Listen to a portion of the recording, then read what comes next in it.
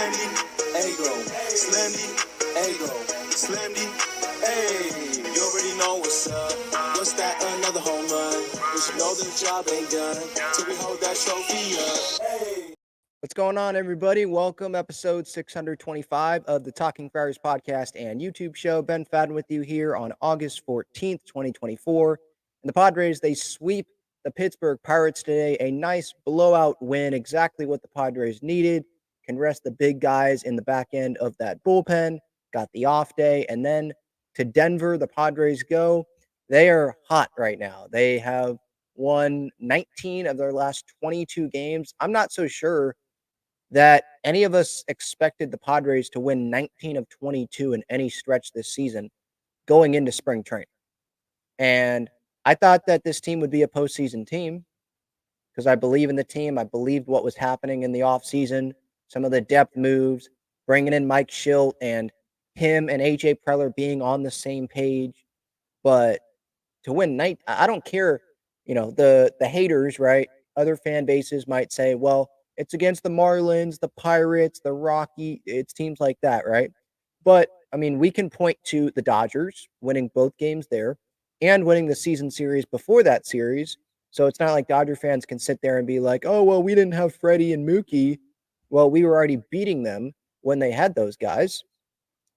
They won a series against the Cleveland Guardians, won a series against the Baltimore Orioles, I believe won a series earlier this year against the Braves. So this Padres team, they're definitely deserving of praise. They're deserving of a playoff spot. I mean, they have played their way into a comfortable spot in the playoffs right now. Season's not over, obviously. We saw the collapse of 2021, but I'm just not seeing that happening with this Padres team. After the deadline in 21, they didn't make enough moves. There wasn't the pitching. This year, you're seeing that there is the pitching. We'll get to Yu Darvish here in a little bit, but Musgrove's back. And you have depth. Martin Perez ended up being, so far, it's been a really good addition by AJ Preller. While last year, right, you bring in Rich Hill, and we see how that worked out or didn't work out. 2021, you have Vince Velasquez and Jake Arrieta and Ross Detweiler pitching games there late. Chris Paddock gets hurt throwing a bullpen, I think, later that day during the deadline or that deadline day. So it's different this year with this Padres team than in past years. And so right now, the Padres, as I'm talking, 69-53, they have a 4.5 game lead on a playoff spot. Them and the D-backs. I mean, the D-backs, can you guys stop winning baseball games and just let the Padres have our moment? Huh? I mean, come on. You made it to the World Series last year. And the Padres and D-backs, I mean, they're in similar situations right now because the Padres are getting some guys back and the D-backs are getting some guys back. They didn't have Eduardo Rodriguez. Jordan Montgomery has struggled, but they didn't have him. It's not like they've had him for every start this season. So it's comparable there with guys coming back, how well they're playing. Both teams are 9-1 in their last 10 games. D-backs have won 6 in a row. Padres have won 3 in a row. Run differential is 7 runs apart. Both teams are pretty similar home and away. D-backs are better at home, but the Padres are better away. Pretty identical records. And the D-backs are 500 against teams over 500. The Padres are 1 game over 500 against teams better than 500. So for any doubters, I guess that's something that you could bring up. Like, oh, the Padres, they're only 1 game over against good teams over 500. But if you're watching this team day in, day out, you'll notice, that this team is different. So just wanted to start off with that. I will get to the chat, obviously, after I get through these 3 games in this series. There's a Yu Darvish update. So I'll give some thoughts on that. If you want to join the show, you can click that link that's pinned up. I believe it's pinned up at the top of the chat. Please be respectful if you do join the show. Nothing inappropriate. I appreciate it. Speaking of, I see that I think Carter wants to join. What's up, man? Ben, long time, man. How you doing? Good. How are you? Good. Hang on one second. I hear myself in the background, so Yeah, I'm watching my the show right now on my TV. I'll turn it down though. So I'm sorry. Okay, thank you. Sorry, I didn't mean to. But dude, I love this team. Like I cannot stress it enough. I freaking love this team. It's How can you? special, like you said. It's just I love watching this team. Like it's amazing. It's great. Yeah, the depth this team has, the role players. I mean, obviously Profar coming in making $1 million and the impact that he's had. Jackson Merrill comes up, he's a stud. You have, I mean, like I talked about, Martin Perez, that addition, David Peralta, Donovan Solano. These guys, it's different than last year. Last year, you had Nelson Cruz for $1 million. You had Matt Carpenter on a 2-year deal, and look how that turned out. Just the smaller deals, the smaller signings around the stars have worked a lot better this year. Sure, you want to have Juan Soto, but that created flexibility for this Padres team and has allowed a couple of other guys to shine. And in that deal, they get Michael King back, who has been pretty good for It's this been lights Padres out. team, pretty consistent. He had that homer problem early, but after that, he's been really good. Quality starts. Matt Waldron, obviously. There's a lot of good stories with this Padres team this year. Yeah, I am loving Jackson Merrill. He definitely reminds me of me when I used to play baseball because I was always wanting to win and have that mindset of got to win. If we don't, we got to bounce back and move on and keep our heads up. But we have a lot of good veterans in that clubhouse. I think like David Peralta is a good example. Solano, I love Solano, absolute legend. But not as a legend as you are, but you do a good job. That's not accurate, but thanks. Well, you do a good job at this, and on the chat I don't remember when it was, but I said like, thank you for all your hard work. You do a good job at this, and I wish I could do that with Padres baseball, but if I did, I'd probably stutter. So, but No, I mean I've done that. I think I still do that. So, no, I appreciate the kind words. Thank you, man. yeah, Have thanks a for good having one. me. Yeah. All right. Let's get to these 3 games of this series. I just finished watching the condensed game highlights from this last game because I was working today, but Padres get the win 8-2. And boy, did they need this because going into today, I put out those bullpen charts every day or every day that I can when I'm available. And Suarez and Scott, they were not in a position to go pitch in a close game today, at least looking at that. The Padres, they wanted that. They didn't want those guys probably to go 3 days in a row today. And you have the off day tomorrow, so you can go 2 days off and then be ready to go for Denver because who knows what the heck is going to happen at Coors Field. Suarez had pitched 3 of the last 4. Scott had pitched 4 of the last 5. Jason Adam had pitched 3 of the last 5. Just didn't want those guys to pitch if they didn't need to. And they didn't need to because the Padres offense showed up. Hoeing, Reynolds, and Morahone ended up pitching the final, 3 2/3 of this game. Morahone, by the way, he was battling the flu, so that's why he wasn't available the first couple of games in this series. So seems like everything is good there. 3 punch outs for him today. Reynolds had a couple. Hoeing had 1. And Martin Perez, 5 1/3, 1 earned run, 8 punch outs. Did give up that homer later in his outing. It looked like he was running out of gas there. But what a great addition he has been. You just get him to be the 5 starter. Joe comes back, just be the 5 starter, be better than Randy Vasquez, give the Padres innings, and he's switching up the way that he's attacking hitters. I'm pulling up his pitch breakdown today just to see exactly what he was throwing today and how often he was going to those pitches because he mentioned that to the media about how he is pitching different than how he was with the Pittsburgh Pirates. He's using that curveball. He's confident in that curveball. He used it 32% of the time today. Used the cutter over 20%. Same thing with the sinker. Used the changeup over 20% of the time. He threw 1 fastball today. 1. So he knows what is working. He knows that his fastball, it's not Paul Skeens out there. And so you want to keep batters guessing. don't allow them to sit on the fastball and just hope that a fastball comes and they mash at it. You don't throw the pitch. And so I love what I'm seeing from Martin Perez. And, Ruben, there was that video right when Martin Perez got to Petco Park and he was throwing a bullpen, and Ruben, I think Ben Fritz was there, bullpen coach, and they were just getting right to it. Like, it seemed like they had a plan. We know what we can work on with you. We can suggest some things on what you should do differently, maybe how to attack hitters differently. And Martin Perez, he has grasped onto that. And it's amazing seeing him pitch like this for this Padres team. I'm obviously not going to put him on like the same level as Dylan Cease or Michael King, because he doesn't have the same stuff, in my opinion, that those guys do. He's not going to go 6, maybe work 7 innings in starts. There's limits there with Martin Perez. He threw 93 pitches today. But as a 5-star, I mean, I imagine he's one of the best 5-starters in baseball. And that leads me to David Peralta, who obviously isn't a starting pitcher, but I think he's got to be one of the best veteran cheap contracts.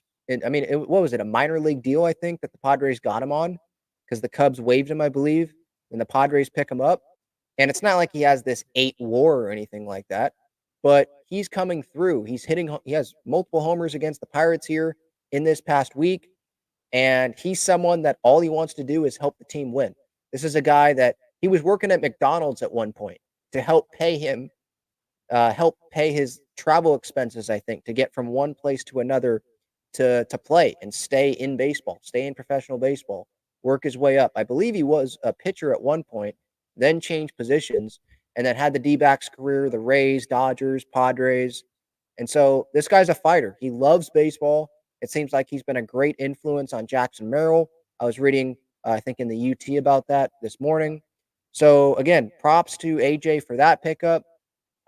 He was one of those that I was like, yeah, that would be a good 4th outfielder. I think I said that in the offseason.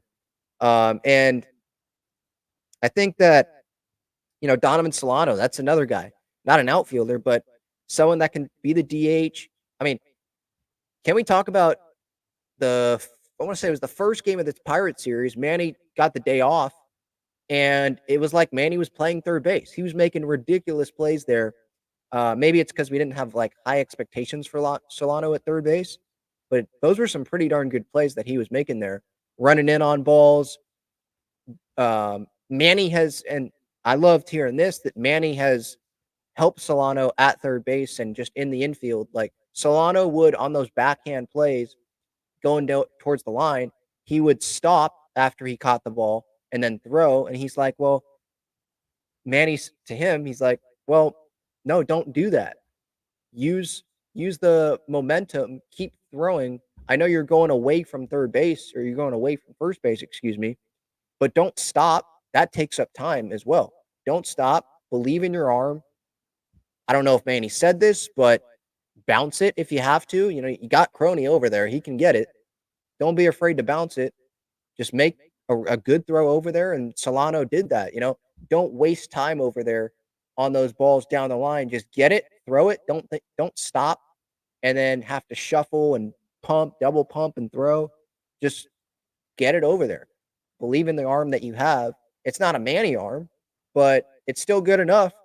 And so, yeah, it just seems like everything, I don't say everything is clicking, because the offense, in terms of runs scored, wasn't great except for today's game. It hasn't been great. It's been a lot of 1-run wins. But what I care about the most is this Padres team winning, and that's exactly what this team is doing. They're winning at a very high clip. Again, 19 of their last 22 games.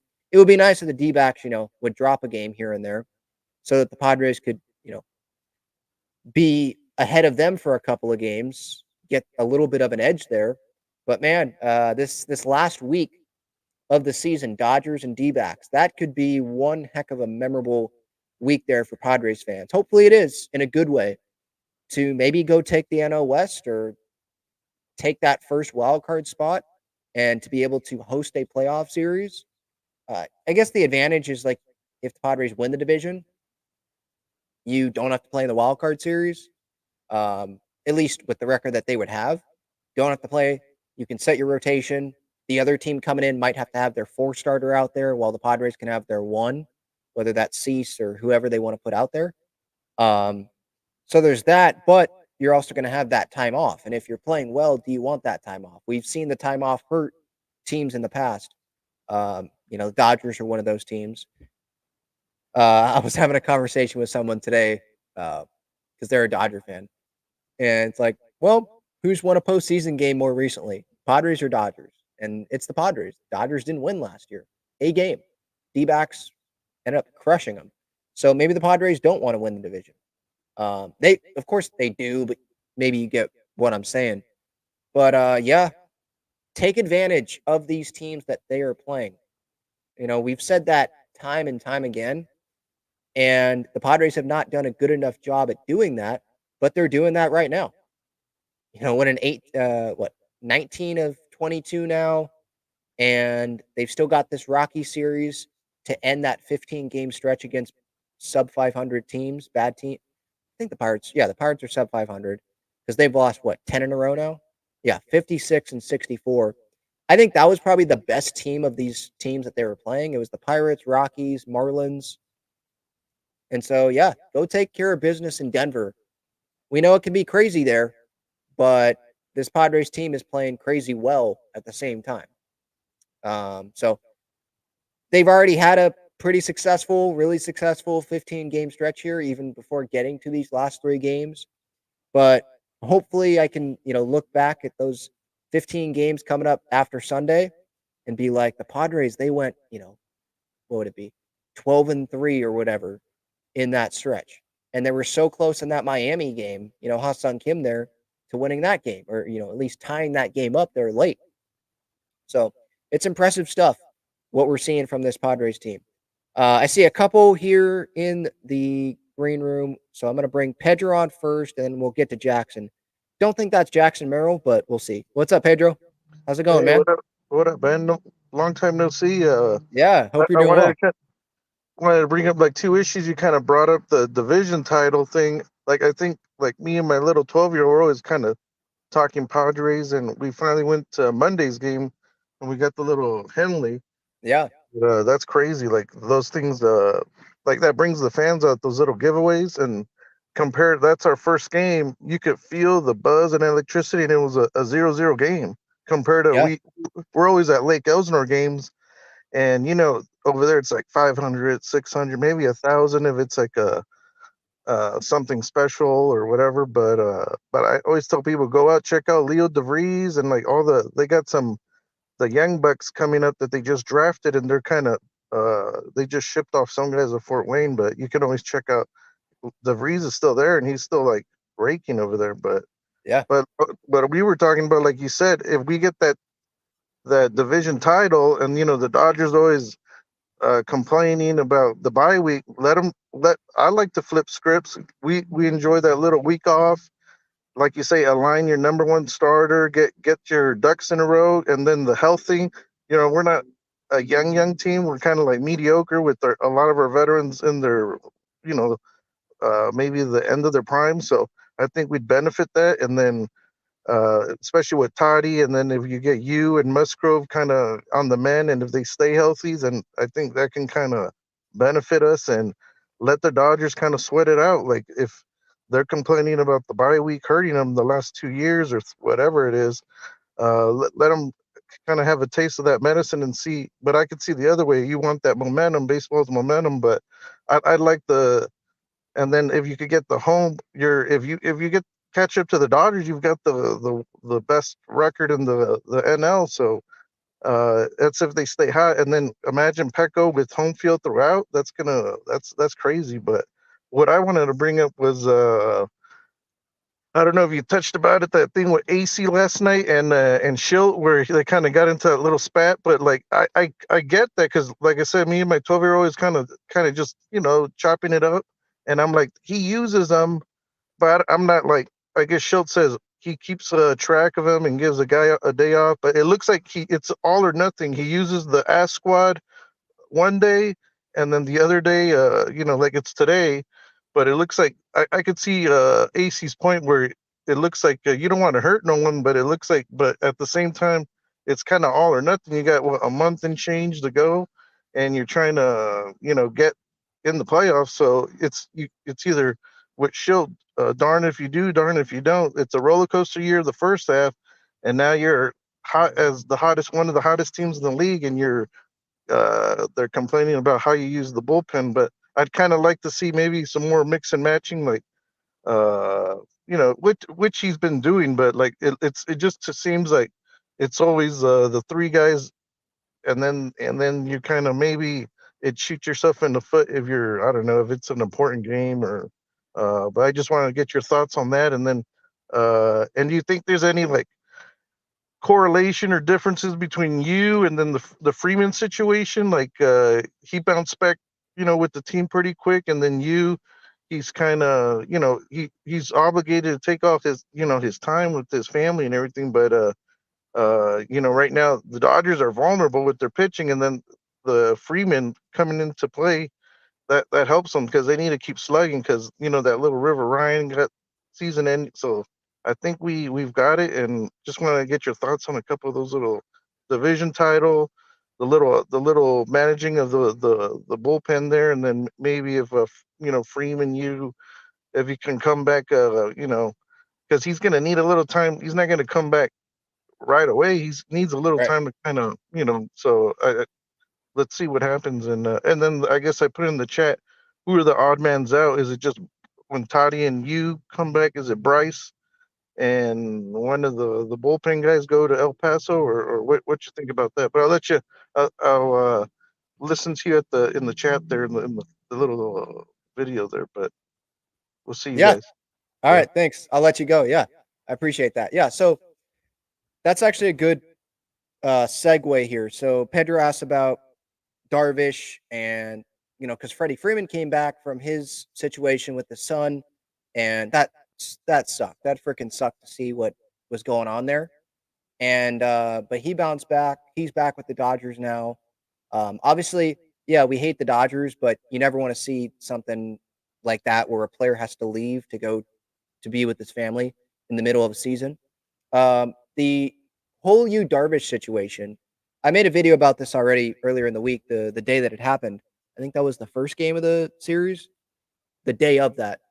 And Darvish, he threw a live BP on Sunday at a San Diego area high school. And I guess there were multiple observers there watching, and it seemed like things went good.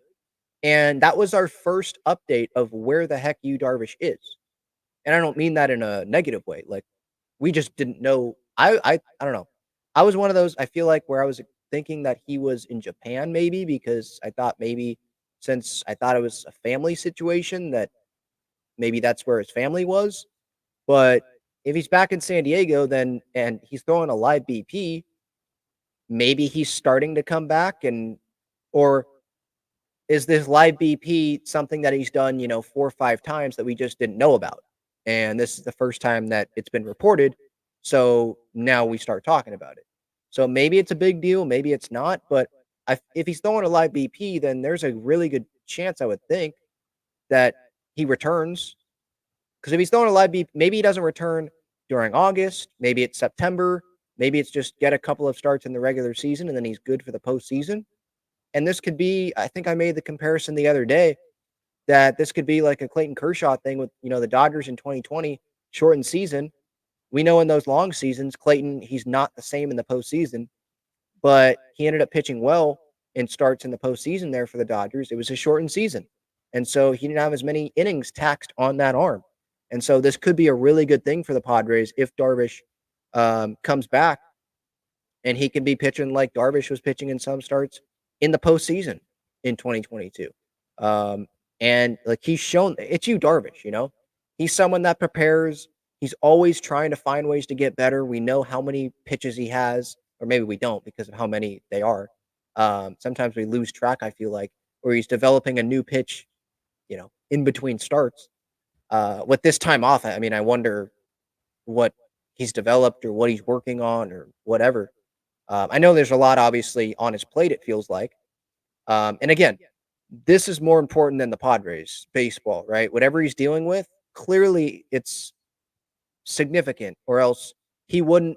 I think he requested to not be paid by the Padres or if he didn't, he's obviously fine with it because he's not getting paid by the Padres.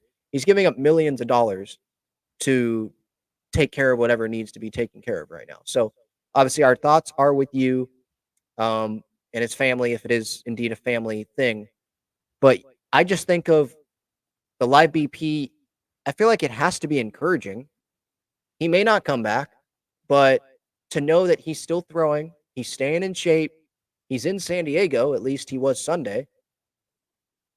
Maybe he's thinking about starting to ramp up and then come back. Or this is just what he's been doing this entire time. And again, like I said a few moments ago, this is just the first time that we knew about it. So it could be big news, significant news, or it could just be Dennis Lin doing his job. He hears something, he reports it. And I mean, there's nothing that really happens after this. It's not like he's ramping up. This is just one that got reported and, got leaked, maybe. So that was the Darvish thing. The Mike Shildt situation with Kevin Acee.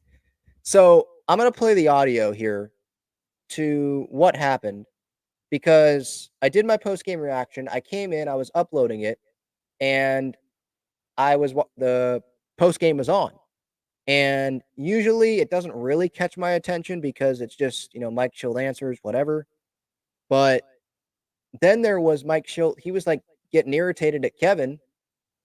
And I'm like, oh, whoa, okay. I got to put this out there because this is obviously interesting. And indeed, it was interesting. I didn't think it was going to get this much attention. But yeah, over 150,000 people, I guess, saw it on Twitter. So Kevin was, and he wrote about this in his Padres Daily, about like his angle was about how these high leverage relievers have been getting used a lot. And it's true. Recently, they've been getting used a lot. Going into the series finale, it was Scott 4 out of the last 5 days. Suarez was 3 out of the last 4. Adam was 3 of the last 5. It's those 3 guys. And Morahone had the flu before this series finale, so he wasn't going. Jeremiah Estrada, he was not pitching great recently. I think his last outing was good, but recently wasn't Jeremiah Estrada that we saw, a couple months ago. And are you going to go to the other guys in the bullpen? So it's been close games. Suarez and Scott definitely have been used consistently here over the last 5 days. And so Kevin was just asking about, these relievers, they're being used a lot. And by the way, before I play this, Kevin did write in his Padres Daily that it was a poorly worded question. And he should have worded it differently. And then he went on to say like how he would have probably worded it if he had a redo on it, But this is the interaction. Again, Mike Shildt and Kevin Acee. It's not the entire, I wasn't able to get Kevin's first question, but it gets the whole Mike Shildt response here. Have a 5-run lead. Of course it would help. I mean, I don't know what you want me to say to that. Of course it would help. Mike, this is a lot. It's a lot. These high leverage guys having to go night and night out, and you're kind of like saying that it's not. I didn't say it. Or, Ace, you're putting words in my mouth. Okay. I am pitching them accordingly to my experience in the communication with them. If you have an exception with that, then of course if it's a 5-0, I don't come here to argue with you. I've already answered it very clearly for a minute. I don't know what more you want me to tell you that you're not hearing from me. I really don't. I realize they pitched a lot. I've recognized it. I've given you the usage. Obviously, if it was 5-0, that would be better. It wasn't.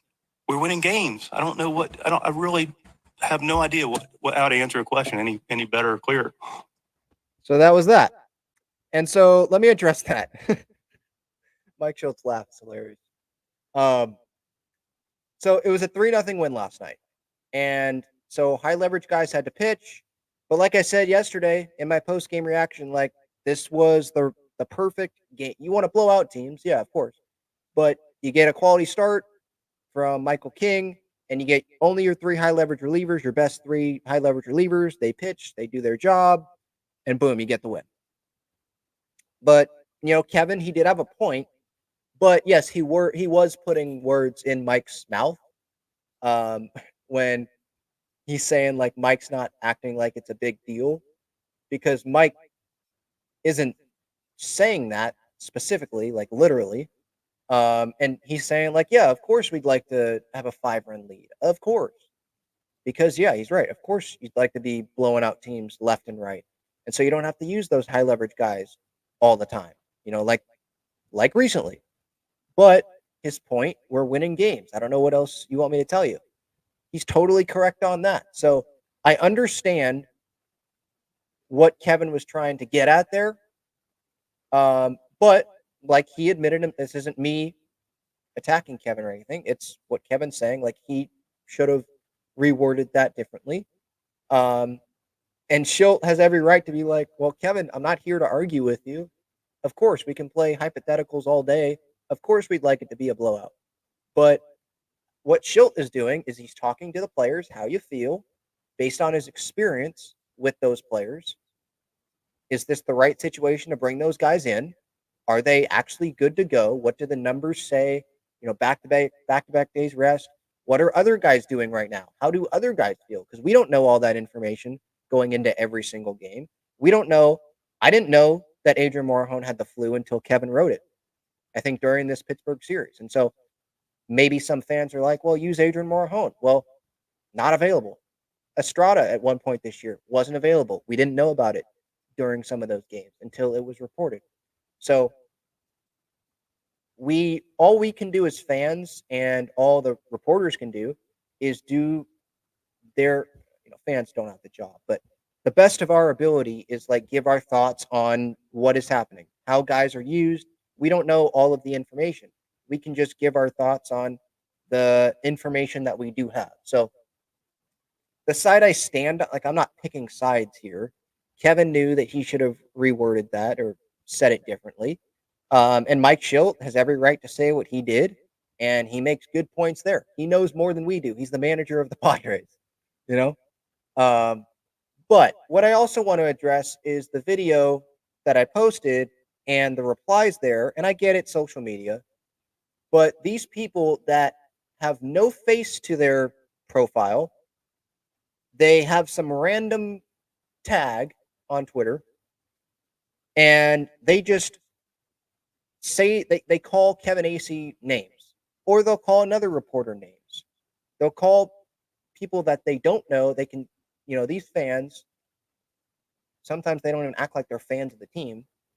They sit behind their computer or phone or whatever anonymously and just call people names. And that's unacceptable. I saw here, Acee is such a tool. Cook him, Mike. Acee is an absolute clown. One person called him the F word that just got Jarren Duran suspended a couple of games by the Red Sox. Like, that's too far. Okay? Kevin is a human being. Mike Shildt is a human being. The players, when they don't perform well, they're human beings. So ask yourself before you send those tweets, would I want this to be said to me? Would I want to look up on social media and see people calling me this name? At the end of the day, it's baseball, right? And so you should not be calling a reporter the F word just because you think, you want to pile on. You see a bunch of other people doing it, so you want to be cool and pile on that way. That shouldn't be happening. That's unacceptable. So I hope that anyone that is doing that stops that.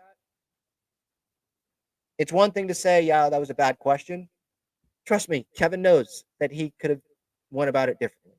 He knows. But going at people, attacking people, that's wrong. That shouldn't be happening. So that's my thoughts on that. Before I get to the chat, I see someone else wants to join the show as well. Just some more thoughts on these games here. So today's game, winning 8-2. Crony had that 3-run homer. Arise with the double. Merrill with the triple. Peralta had a homer. That made it 8-0. And that was that. David Peralta, again, one of the great stories of this Padres season. Jake Cronenworth, he's had a bounce back year. At one point, early on, I was like, comeback player of the year. But Jurickson Profar has taken that award. If he doesn't win it, then we're going to have to question the voters here. Unless I'm forgetting some like huge injury and someone bounced back and miraculously played through it. Maybe I'm just blanking on it. But Profar, I mean, the dude was DFA'd, I think, by the Rockies. The Rockies last year. The Padres picked him up on a minor league deal, and he should be getting MVP votes. Starting left fielder in the All-Star game. He is the best National League outfielder, at least entering today, in F4. It's him and Jackson Merrill. So, yeah, if he doesn't win it, there's a problem there. But yeah, just they got the home runs, they got the offense they needed, and they got the good starting pitching performance, good stuff from the bullpen to cruise to this win. It's nice, it's refreshing because there was a lot of one-run victories or three-run victory even, where Robert Suarez had to enter the game last night. Get into yesterday's game, Manny with the sac fly made it 1-0 in the first. Peralta with the homer. What a sound off the bat that was. That was great. Made it 2-0. Bottom 8, Manny RBI single made it 3-0. And that was a big run because blooping the blast, like Mud says on the broadcast, that would tie it. That prevents it because Suarez did give up a single, I believe, in that ninth inning. Gets his 27th save in the year, 1.68 ERA. Tanner Scott's ERA, by the way, 1.38. Jason Adam, 2.17. But those runs, take everything, give them nothing. Right? I think that's one of the Mike Shildt sayings this year. And they did that yesterday. Ball that's bobbled by the right fielder, rise, take second base. Take what the situation is giving you. You got a runner on, get a ball, less than 2 outs, get a ball in the air to the outfield, score that run. Move the runner over, hit the ball to second base. Xander Bogaerts, I think in game 1 of the series, Padres won 2-1, got the Padres on the board in the bottom of the 7th. That ball was low and away, I believe. And that was not the prettiest swing, but he went out, made sure to just find the hole, take it the opposite way, and he got the guys on the board. That's what matters, winning baseball. It doesn't have to be a home run swing every time. And that's the identity of this Padres team, is they're willing to do whatever to win. They're not all looking to hit homers.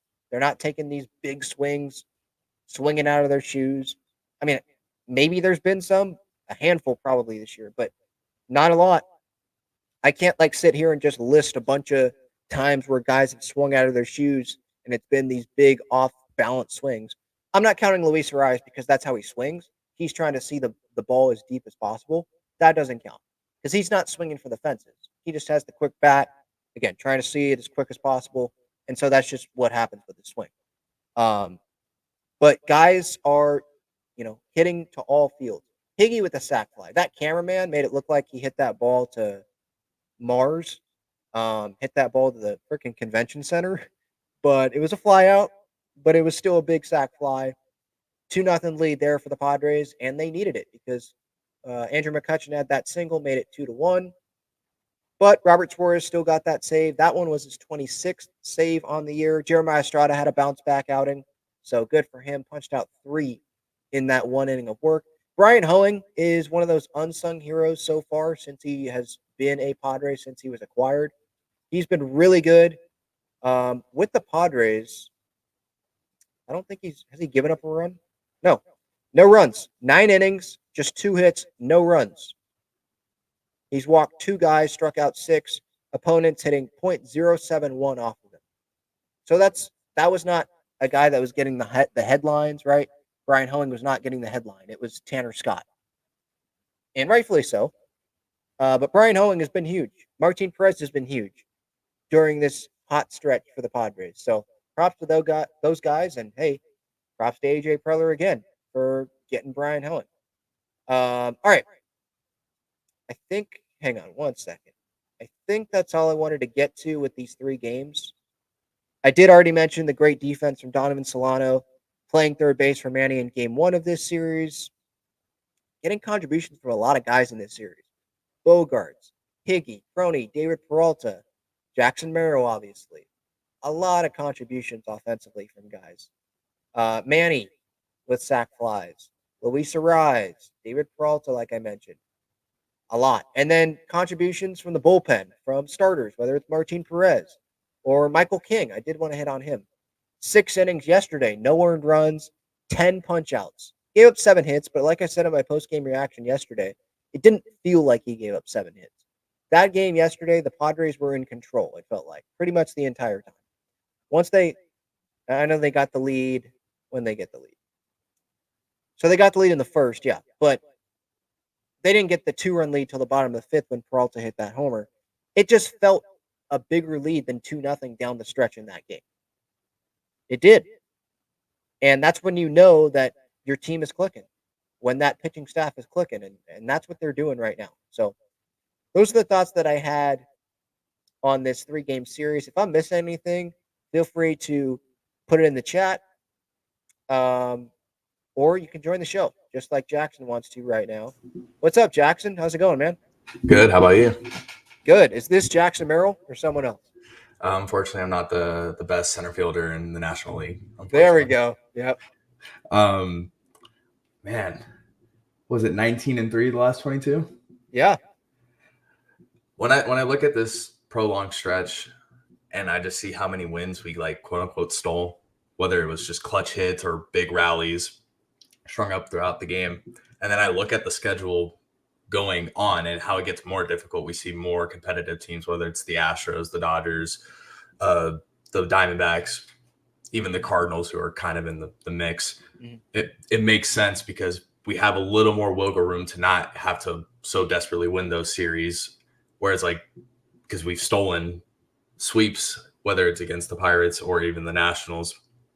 So it gives us that extra breathing room to, not have to be so live or die with each and every game coming down the stretch, but obviously keep the gas pedal down and to the metal. Gotta try to get this National League West divisional, because in my opinion, the history usually points to those teams being, the higher odds of winning it all. The last 5 or so years, it's does 50. it American League, but I'm just thinking in past years in the National League. You look at the teams that made it to the World Series. I mean, the Phillies weren't a division winner. No. The Braves weren't in 2021. The Nationals weren't in 2019. Dodgers, that's 2020, whatever. Yeah. 2018, Dodgers, I think, won the division. But, they did, yeah. The Red Sox, I think, did too. Mm-hmm. So, yeah, it does happen. But recent history, the wild card teams have been catching fire. Yeah.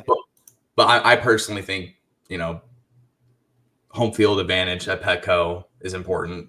Because of course. Yeah. Yeah. They started the year terrible at Petco. It felt like they couldn't win a game there. And it was honestly frustrating, which is why they were, stuck at 500. But yeah, I feel like in a playoff setting, especially last year, 22, they played really well at Petco. And I felt like, they don't win that game 4 if it was in Dodger Stadium. I feel like the fans alone just gave them that extra boost after, the kind of few, like the Nola slap hit to Freddie Freeman. Like the fans woke up and then it was like, all right, we're back in it. So I really want to get that. And even if that means, okay, we have it in the wild card, whatever. I just want as many games at Petco so the boys can show out in front of the fans. For sure. Yeah. Well, going back to that series, I'm sure Dave Roberts was crapping his pants in game 4.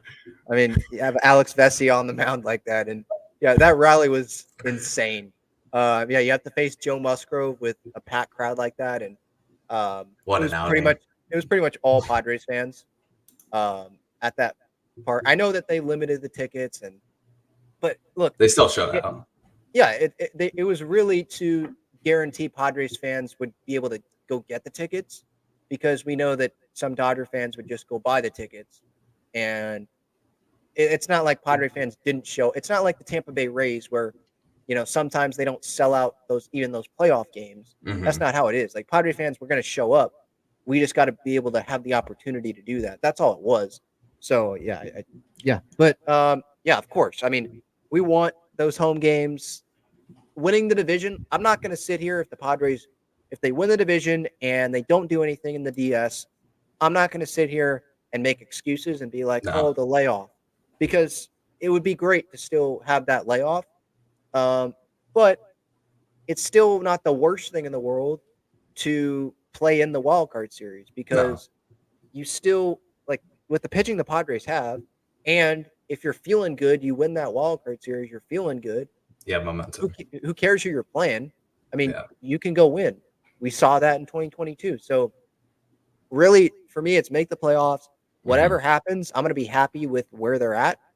Hopefully they're playing well going into it. But yeah, I mean, this team, they have the talent. They come back, they fight, they don't give up, they have good at bats, even when things don't seem to be going great. Are they going to have off games? Yeah, but it's not going to be, back-to-back off games for the most part. I mean, it hasn't. I struggle to think of a bunch of games, a bunch of stretches where it's like, yep, back-to-back terrible games from the offense or terrible at bats. That's just not what is happening. So yeah, I'm encouraged.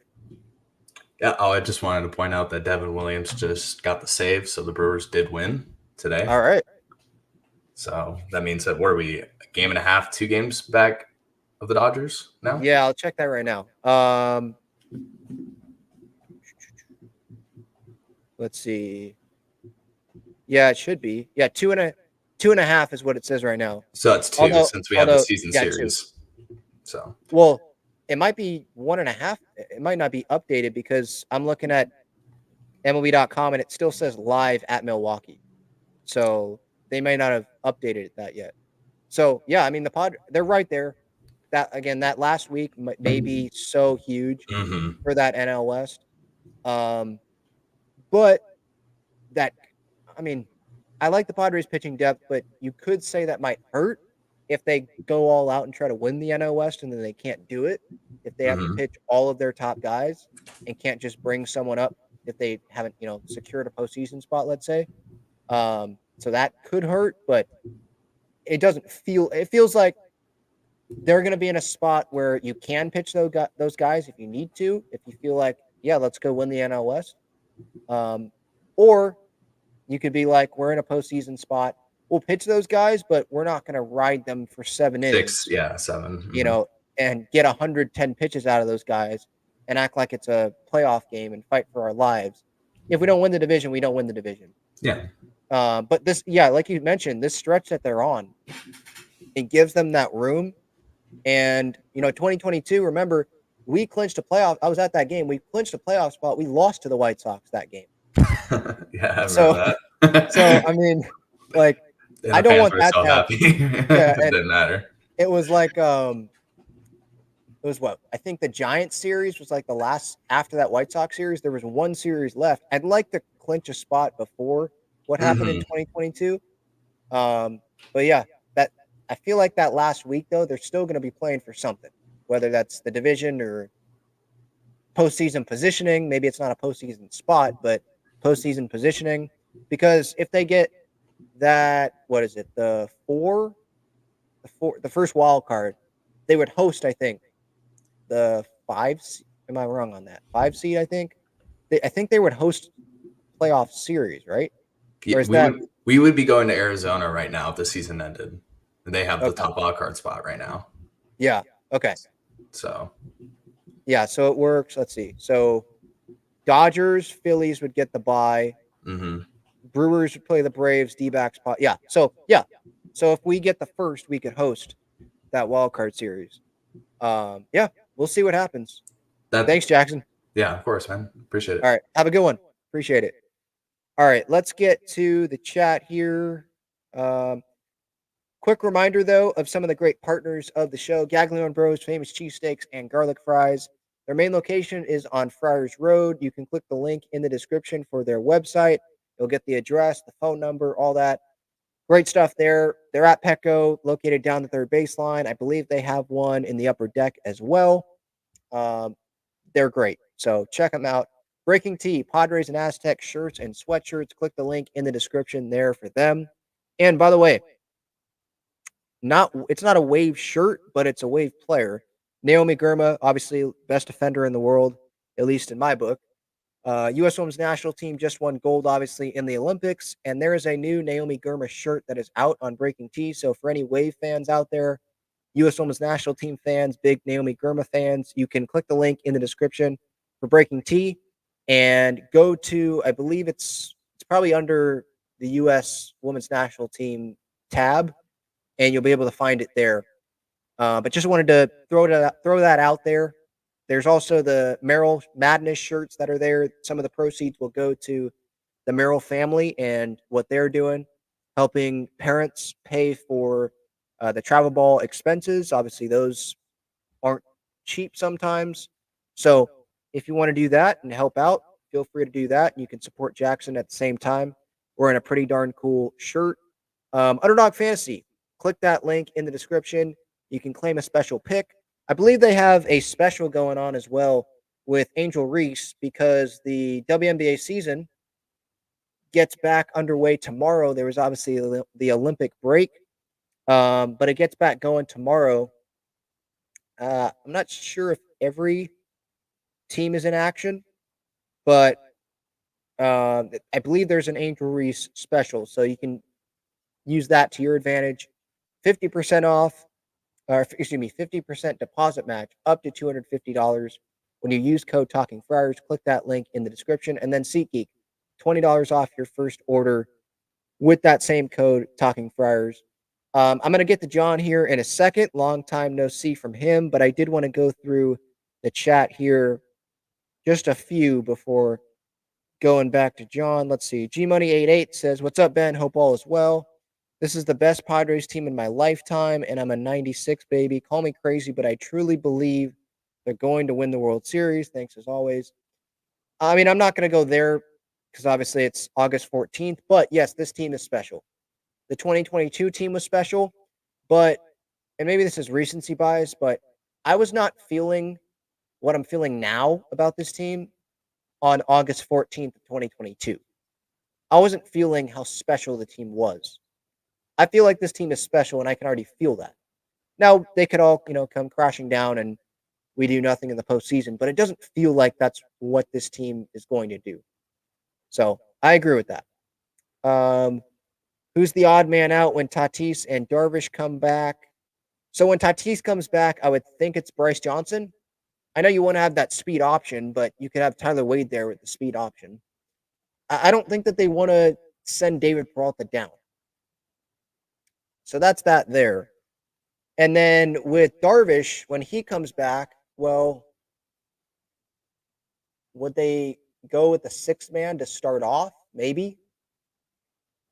Looking at the bullpen right now, I would think that Sean Reynolds just goes down and they bring Darvish up. I don't think that they'd want to not have Martin Perez on the roster and just be available.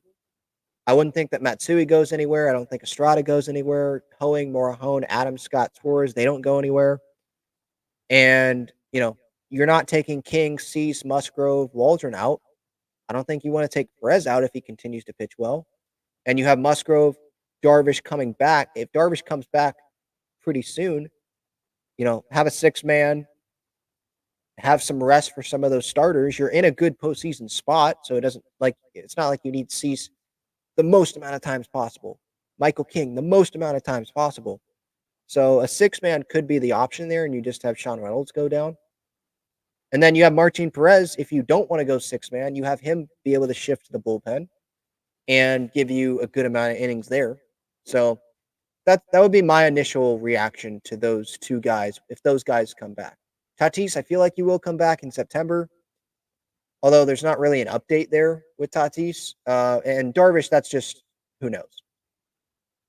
I want to get my hopes up with the live BP session that he threw, but again, that could just be the first reported one, and he could just have been doing this the whole time, and we just don't know about it. But that he was in San Diego, I take that as some encouraging sign. But at the same time, I'm not like, oh, he's definitely coming back. Because, he could have been in San Diego for a while now, Jeffrey says, Ben, I was just a kid, 11 years old, when the Padres entered the NL and have been a fan since they were in the PCL. In my opinion, this is the best team in franchise history. That's tough. I'm not going to go there yet. The 98 team, I wasn't alive, but the 98 team seemed pretty darn good. Having a team with Tony and Trevor and, Greg Vaughn. And there was a lot there. There was Andy Ashby, and there was a lot there. So I don't know if I want to go that far, but I mean, let's remember the 2022 team went to the NLCS. So I feel like now maybe regular season we can say it, but like I got to see how this season plays out before I make that statement. But yeah, that's a hot take. ED Unknown says Ben does a great job. Thank you. I appreciate it. Yeah. Now JD's third, he could be off doing something, but he was someone that was a frequent person in the chat, in the comments, that was like, he was a pessimist. Things were going to fall apart. This team's not that good. It felt like that's what his stance was all the time. And I have not seen him since the Padres have been doing really good. I have not seen him. So hopefully he's doing well. If you're watching or listening to this, JD's third, hopefully you're doing well. Just comment that you're doing well. You don't even have to comment on the team. I just hope that you're doing okay. LFGSD. It does feel like something special is brewing for sure. Jennifer says LFGSD, compete for Pete. That's right. That's what I got right here. That towel from Chad. Thank you, Chad. I just saw, by the way, that he got like a record sales day on those Compete for Pete towels. So that's cool. Good for him. And yeah, I bet that Peter Seidler is smiling ear to ear, smiling down on this team, how this team is playing. I would think that Jackson Merrill was probably his favorite player if he was still here, like, and we could hear actually who his favorite player is. You know, he loves Manny, obviously, Joe, Cronenworth, but like, it feels like Jackson Merrill was his type of player. And I feel like Tony would love him some Jackson Merrill as well. Let's see. All right. I'll get back to the chat, but I don't want to keep John waiting too much longer. So what's up, John? Long time no see. What's up, man? Whoa, I'm all zoomed in. Hold on one second. There we go. Let's see. Is that better? Yeah. That's somewhat Here, better. you get to see behind the scenes here. You get to see it hung up. Usually I have, or you got to compete for Pete one there too. I literally saw it on your Instagram story, and I was like, "That is great!" And I bought two of them. I bought one for my brother and one for me, because yeah, I don't know, the towels are sick, man. I hope to see a lot of them at the playoffs. It'd be fun, Yeah, we'll be see. Yeah, long time no see, man. It's been. What's up? I wonder what's up with these Padres. I wonder. Interesting, huh? Yeah. How a couple days can change some things, I also have some good news. I don't know if anybody told you this, but the Dodgers did lose against the Brewers. Yeah. So that's some good news. Padre fans can definitely breathe a sign of relief that we're a little bit closer. But I don't know. I think it's interesting right now. I think we're kind of much like. I think Padre fans right now, we're in uncharted territories, I guess, where we are a very pessimistic bunch, right, when it comes to this team. And so to have this team day in and day out kind of produce at this high level, and not only have, Jackson Merrill or, David Peralta's getting a little hot, or Manny or Bogarts or something like that. It's the whole team, and it's great to see that they're all kind of pitching in and doing their thing. So, like last night I was watching the Padres wrap-up show, and a lot of fans just kind of cherry picking, Kim or Profar or, Cronenworth and stuff like that. And, I think at the end of the day, just gotta ride this high, guys. You know what I mean? Like, we look back on 2022 with such fondness, right? But we don't remember those little nitpicky things, right? We just remember it for being the Dodgers, beating the Mets in New York, and all these great memories and stuff like that. So, it's a time, I think, right now to realize how special this moment is, really, honestly. No, yeah, I agree. When they're losing, that's when I'll go to like negative and point out that stuff, obviously. Of course. But when they're winning like this, sure, I can cherry pick like if I want a starter to go longer or a reliever didn't do that great in an outing or a couple of outings, it's a bad stretch for him, or someone down at the bottom of the order is not producing great, maybe not living up to the expectations offensively that we had for that person going into the season. But I feel like fans, and I think I've said this multiple times this year, sometimes we get caught up playing GM or playing manager, and it's like we're fans of the team. Let's be happy. We want the team to win. Are they winning baseball? I feel like Mike Shildt talking to Kevin Acee. Are we winning baseball games? Like, yes.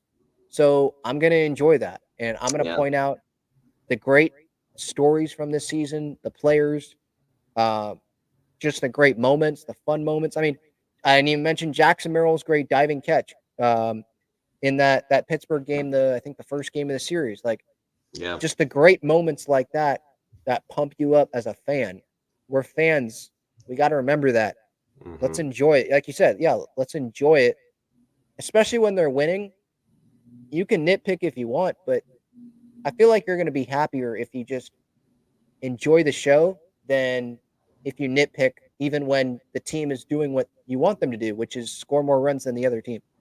Yeah. And I think, I think what gives me a lot of calm or, I guess, peace of mind as well is that, every fan base is kind of going through the similar problems. You know what I mean? I wouldn't say every fan base is going through the same problems as the Padres, but I think in a grander scheme of things, it's such a long season and you're going to have so many ups and downs that you're bound to have similar, gripes, I guess, about your team, whether they're not hitting runners from scoring position or they have all these great players, but they're not really producing, or the pitching's not so good, or the bullpen's not so good. It's I'm up here in San Francisco, and the Giants seem to have a bad case of the 2023 Padres up here. It's interesting to see that. Don't they want Bob Melvin fired? They want everyone fired. They want clean house the second they're losing. I mean, they want clean house and everything like that. So, there's casual fans up here, guys. Just to let you know, there are casual fans up here. So it's interesting. But, again, it's much like, it's much like the 2023 Padres. You buy in, you get all this hype for the off season. And, when the season starts, it's just like that's where the chips fall. And, the record's the record at the end of the day. And, right now they're losing to Atlanta, so I'm pretty sure they're not going to be too happy about that after this. So, we'll see. I mean, a lot of other fan bases are probably struggling right now to watch their team. So I would say to Padres fans, the fact that we're 4 games up in the wild card and keeping pace with the Dodgers and Arizona, who's also just as hot, it's a good sign, guys. Like this is great. This is really, really great, especially the dog really days. Good. Yeah. Yeah, really good baseball. I don't think people understand 19 out of 22 games is insane. Like a lot of fan bases would want that. A lot of teams would want that. That's an 863, 864 winning percentage over how many games? Like that's nuts. Yeah. It's I don't care. nuts. I don't care if they're playing the Rockies and the Yankees. They just got whooped by the White Sox the other night. The Mets, who were playing well at one point, they're losing games to the Oakland A's. Like it happens, Yeah. Or you get swept by the Rockies. Yeah. It happens. Or you spend a long weekend in Anaheim, and then all of a sudden your team gets swept, unfortunately. So yeah, stuff like that happens. It's just baseball. It's 162 games, and it does give me a little peace of mind again that all these big teams are kind of faltering in a sense. I mean, obviously the Dodgers are, I'd say watch out for them, guys. I mean, Max Muncy is coming back. Mookie's already back. Yamamoto's on a rehab assignment. So I would say, don't sleep on the Dodgers to win this division, but we're in a good spot right now. And so long as we can keep this up and have a pretty decent September and continue into the postseason, we're looking good, guys. We're looking very, very good, so we'll see. Yep. I don't know. For sure. All right. Thanks, John. I appreciate it. Good to see you, man. Good to see you as well. I'll see you in Colorado. All right. Have a good one. All right. Let's get back to the chat here. David says, who the hell is making fun of Kevin? People are so rude. Yeah, that's social media for you. Someone says here, AC's questions were fair. Don't want to hurt our guys, especially since Suarez has an injury history. Not sure of Adams and Scott's histories. Well, I'm just pausing because it seemed like Three Migos here. It seemed like you were like saying, like you were disagreeing with me. Yeah, I mean, to respond to what you said there about not wanting guys hurt. Yeah. You don't want Robert Suarez hurt. You don't want Adams, Scott. Of course. Those are your high leverage relievers. Some of them have injury histories. Of course. But Mike Shildt knows more than we do. He talks to the guys. There's trainers. There's velocity. There's trackers on how they're feeling. The arm, the spin, all that stuff. Velocity. They track a lot of stuff. Way more than we know. So I'm going to trust him. And he's trying to win games here. And if these are the guys that are going to help them win games in that situation that they're in, with what the score is, the inning, just the situation in general, then that's who's going to be put out there. If they needed a blow, trust me, Mike Shildt would give them a blow because he knows that he's got to have the long view in mind, the postseason.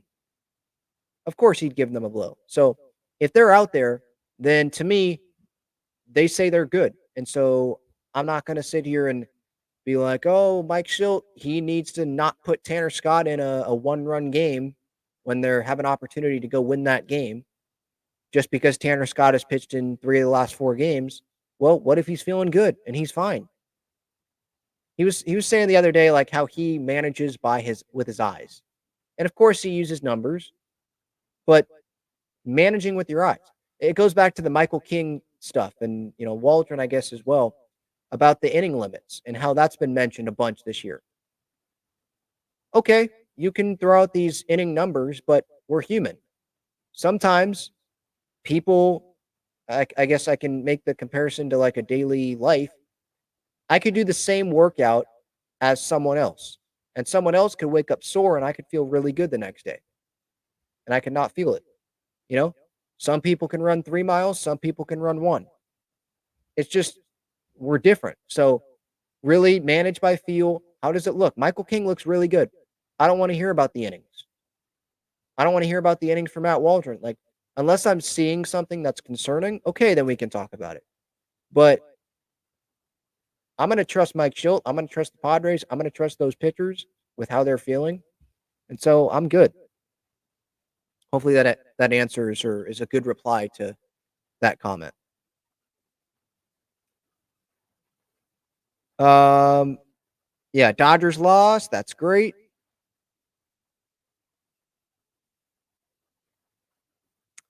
Connor asks, hey, Ben, who do you think is the best team in the NL? Just wondering. I would probably go. I know the Phillies haven't been playing amazing, but I give the Phillies the edge there. The starting pitching that they have, they did build up the bullpen a little bit at the deadline. The offense, even when it goes through slumps, it's still Bryce Harper, Kyle Schwarber, Trey Turner. I mean, there's a lot of talent on that offense, So I would go with them. And then after that, I'd probably go either us, the D-backs, or the Dodgers. I mean, we're right there. I want to give respect to the Phillies, so I'm not putting the Padres all the way up at the top, but they're there. They're top 3 for sure. And I don't think that's me being biased. Carter says here, Ben, I'm about to get a shirt from Breaking Tea. Which one, Merrill Madness or the Profar shirt? I would do the Merrill Madness one, but either one's good.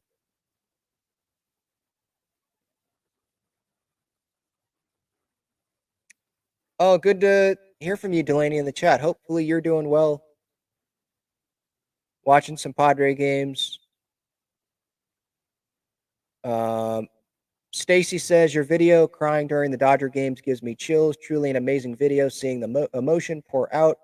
I got a picture printed of you from the video. Can you please sign it? You're probably joking around with that. I doubt you actually did that. If you actually did, I guess, but thank you. No, look, that's not fake. I can't act. So if anyone thinks that I was acting there, I mean, I don't know what to tell you. Um, that's just what happened in the moment.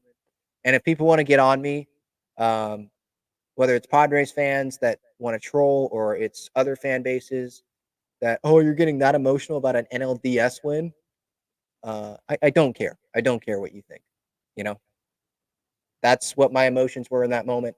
I had never seen my team go to the NLCS before, and I hate the Dodgers. And they won at Petco Park. I had never seen an environment in my lifetime at Petco Park like that with Padres fans like that. So it was just something I'd never experienced. So you can have your opinion.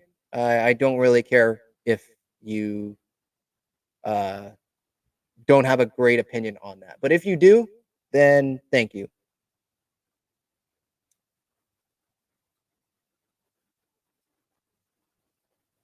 Let's see here.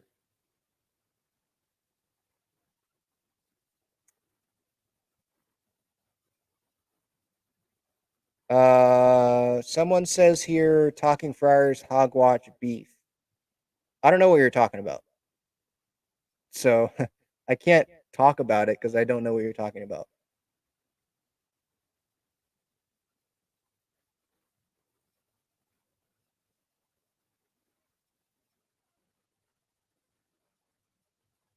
Where do we watch the Schildt post-game press conference in full? You probably have to go to Padres TV for that game and then go to the post-game show, and then you'll see it. Maybe 97.3 The Fan on the post-game show played the full post-game presser, and so you could find it probably on their podcast platform, one of the podcast platforms. That's how I'd go about that. All right, that's going to do it. Talking Friars, episode 625. Thank you all for the time. I appreciate it. Whether you were here live on YouTube, watching on replay on YouTube, listening on the podcast platforms, I appreciate it so much. Don't take it for granted. Those that stayed for all an hour and 12 minutes of this, thank you. You're the best. And the Padres, it's easy to talk about the Padres for this long because they're playing really good baseball. It's a fun team. It seems like something special is going on. But it is August 14th. So they got to, I feel like I'm talking like Jackson Merrill. Got to keep playing baseball, just trying to win games. Got to keep winning games. That's what matters. Can't worry about the past now. It's on to Colorado. And hopefully Austin Gomber is not pitching for the Rockies because it seems like whenever he pitches against the Padres, it ends up not going great. But an off day on Thursday for the Pods. And then Friday, Saturday, Sunday, Cal Quantrill is scheduled on Friday for the Rockies. On Saturday, it's Kyle Freeland. Dang, he's still with the Rockies. And then Blaylock on Sunday. So no Austin Gomber. That's the good news. All right. See you, everybody. Have a good one.